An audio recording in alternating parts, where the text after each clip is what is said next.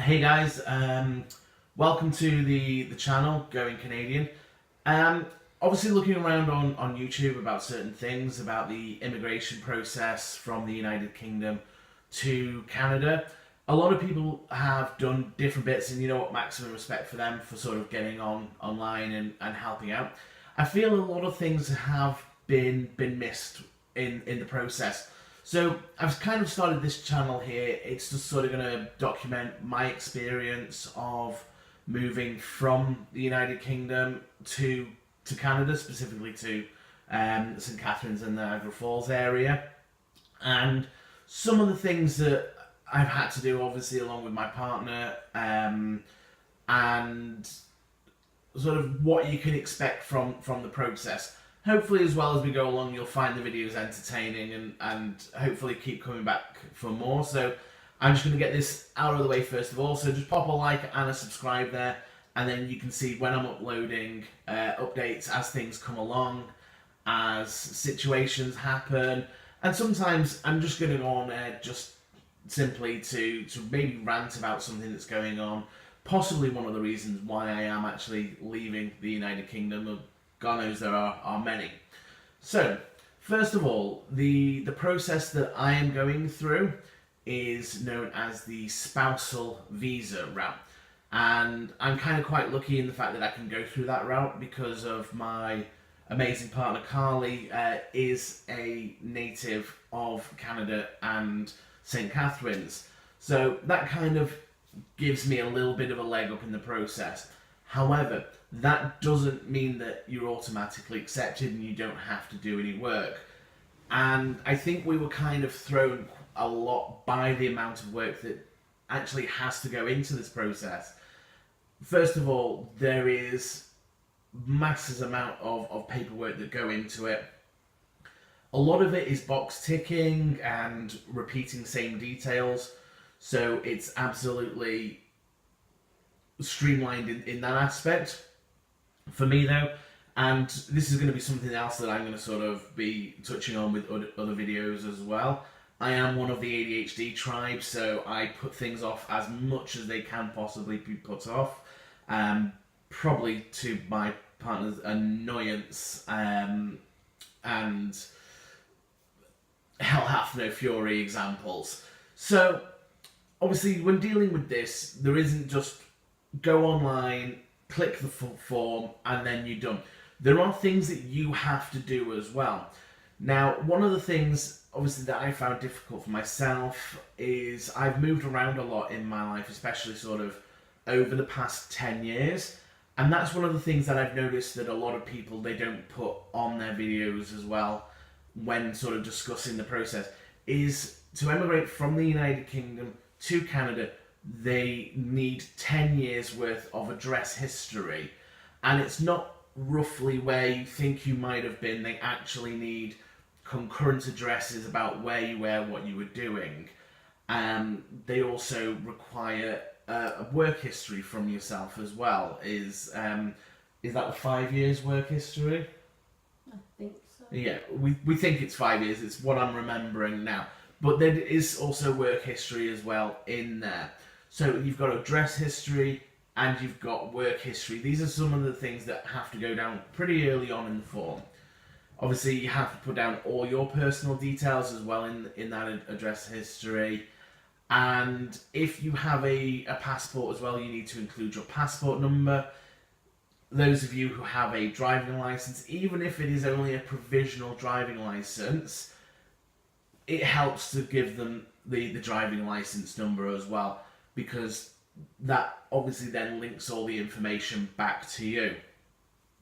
Another thing is as well that no one previously has mentioned before is the ACRO or the ACRO police check. Now, this is the organisation who run all the police checks and they basically keep everything on file. You make an application to them. It's not a free application. The application costs us... I don't know. Okay, so it costs money to do so. If I remember off the top of my head, do you know what? Feel free to correct me. £30. It was. I think it was less than £20. I think it was about £18. Maybe. I think £18. That's British pounds sterling. We've paid for so many things. Yeah, we've paid for so many different things, or they're all starting to blur together. Another thing, hopefully, I mean, this is just me and my own peculiar brain. I was adamant that I did have my own birth certificate handy. Apparently, I don't. So I've had a lot of sort of issues going through and putting out, obviously, like the information to try and get a replacement birth certificate.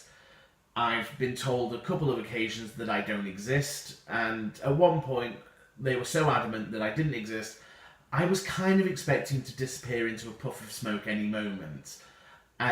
Fortunately, it did sort of get resolved, and this is something I'm going to mention because I'm not the only person who is adopted. I myself am adopted. So for those of you who are watching this and thinking about going through the process, if you are not adopted and you need a replacement birth certificate, it seems fairly straightforward getting it. However, if like me you're adopted, you do need to go through a slightly different route than what the General Register Office sort of puts out there and says, oh, if you're requesting a replacement birth certificate, do this, this, this, this. It's kind of the same process, but you need a little bit more information about, obviously, your adoption, and what you're applying for is a certificate of adoption, not a birth certificate. They act interchangeably, but they are different, and they're kept on completely different systems. So to avoid any unnecessary delays and expenses what I experienced, then make sure you get it right first time. If you're adopted, you are looking for a certificate of adoption. If you're not adopted, you are looking for a replacement birth certificate. So when all this comes in and you've printed off approximately 80 pieces of paper, this all then has to be checked, double checked, make sure everything is filled in, because once you've sent that off, that is your application.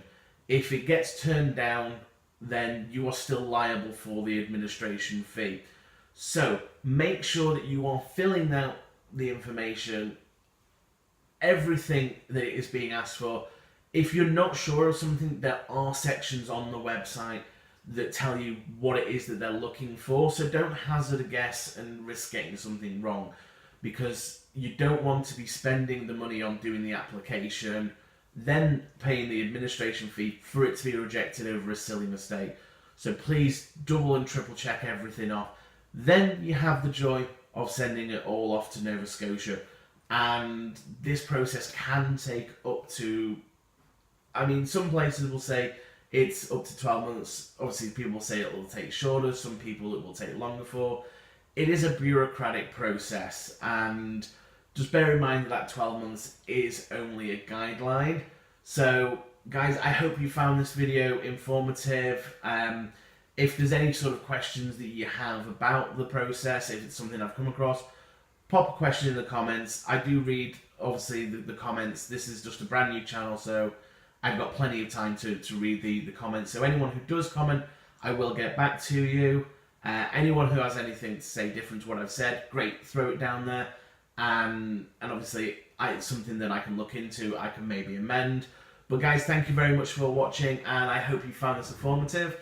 And until the next time I'm on with some new information, I will keep waiting, and you take care of yourself.